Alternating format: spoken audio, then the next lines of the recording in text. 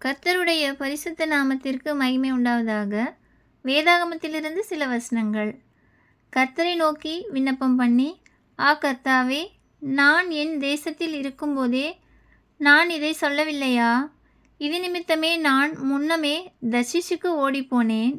நீர் இரக்கமும் மன உருக்கமும் நீடிய சாந்தமும் மிகுந்த கிருபையும் உள்ளவரும் தீங்குக்கு மனஸ்தாபப்படுகிறவருமான தேவன் என்று அறிவேன். இப்போதும் கர்த்தாவே, என் பிராணனை என்னை விட்டு எடுத்துக்கொள்ளும். நான் உயிரோடு இருக்கிறதை பார்க்கிலும் சாகிறது நலமாயிருக்கும். அதற்கு கர்த்தர், நீ எரிச்சலாயிருக்கிறது நல்லதோ என்றார்.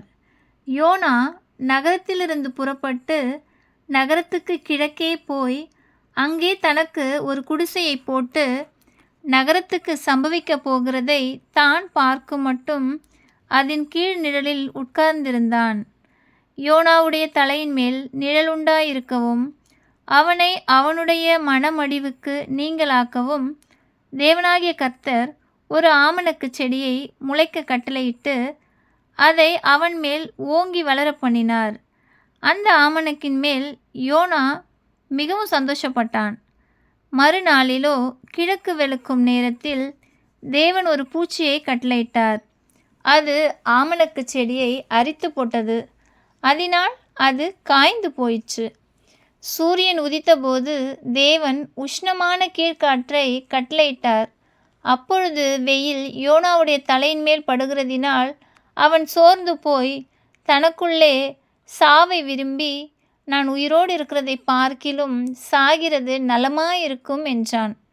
அப்பொழுது தேவன் யோனாவை நோக்கி, நீ ஆமணக்கின் நிமித்தம் எரிச்சலாயிருக்கிறது நல்லதோ என்றார். அதற்கு அவன், நான் மரண பரியந்தமும் எரிச்சலாயிருக்கிறது நல்லதுதான் என்றான். அதற்கு கர்த்தர், நீ பிரயாசப்படாததும் நீ வளர்க்காததும் ஒரு ராத்திரியிலே முளைத்ததும் ஒரு ராத்திரியிலே அழிந்து போனதுமான ஆமணக்குக்காக பரிதபிக்கிறாயே. வலது கைக்கும் இடது கைக்கும் வித்தியாசம் அறியாத 120,000 பேருக்கு அதிகமான மனுஷரும் அநேக மிருக ஜீவன்களும் இருக்கிற மகா நகரமாகிய நினிவேக்காக நான் பரிதபியாமல் இருப்பேனோ என்றார். ஆமென்.